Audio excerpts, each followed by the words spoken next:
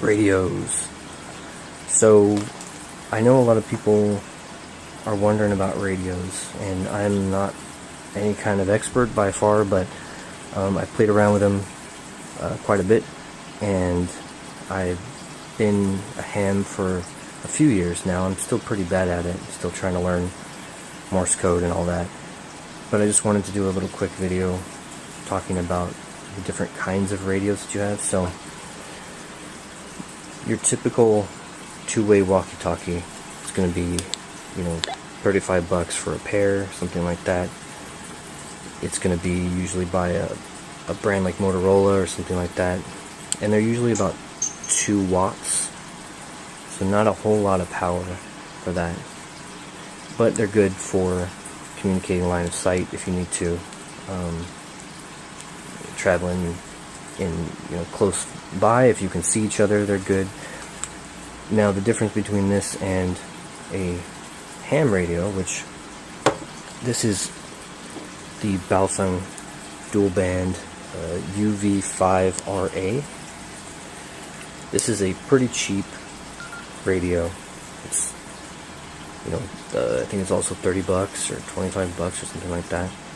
But it can do dual band, which means that you can program in 2 different channels and then go through all the channels and stuff like that. So I already have all my fire department and then my Aries, which is 2 different emergency channels for that. Now a lot of people scoff at these because, oh, they're cheap and blah blah blah, but I don't have a lot of money, and most people don't, to just throw away on a radio you may never use. You do have to have a license with this, and this is fully passable for whatever your needs are. I've been using the same, I have 3 of these now. I've just got 1 a year basically, and they're totally fine. They work great, they hold a charge a long time, and you can get an antenna like this one, which will increase your range to reach repeaters, things like that. And now the difference is, this is kind of a trick question because I just learned this the other day, which one of these requires a license to operate? I'd say this one, but technically, I read up today that technically both of these you need a license to operate in Los Angeles and California.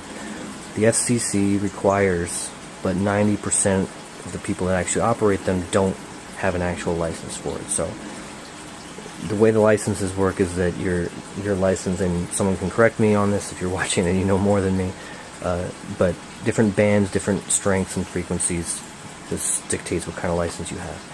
So the answer is you need one for this. It's pretty serious because this is used for emergencies. You can monitor traffic, fire department, all kinds of stuff.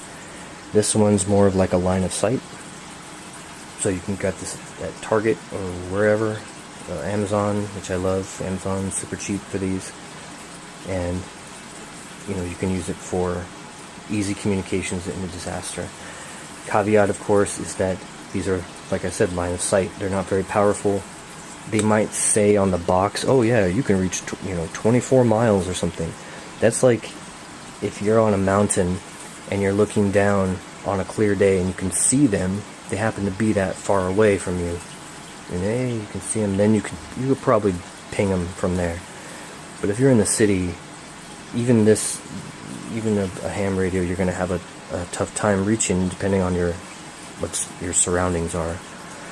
So there's different tricks and things like that people can do, and most of the time you can't really use repeaters, as far as I know, with these. This is more of, you can use a repeater to get your signal out farther, but you can use what's called PL codes, or a private line. It used to be called, like, I think it's quiet comm or something like that back in the day. And basically it's a way to have a more private communication between 2 radios on the same frequency if you use the same PL code. So you program your radio. Some of these have them now, the newer ones. I don't think mine does, but that's okay. I have my other one. A lot of these will have you where you can use DCS, which is digital continuous squelch, or CTCSS, which is continuous tone coding. Well, I just screwed that up, didn't I? Well, that's okay. it's complicated. And so basically these are just different ways of encoding your message, or the traffic between the two radios on the same frequency. So, I mean, that's a super down and dirty kind of view with that, but when you're buying radios, kind of what I would say for all you CERT members and all you like people that are serious about it, go get ham certified. Get yourself something, whatever you can afford. This is what I can afford. Some people can afford a fancier, or get a base station or something. I mean, there's all kinds of stuff you can do.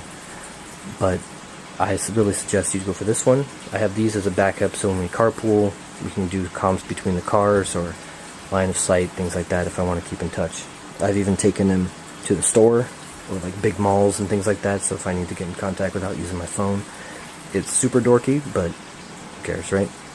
So that's, hopefully that was a little helpful and useful for you when it comes to deciding this, and hopefully I'll be able to do a little bit more of a description and a test later on.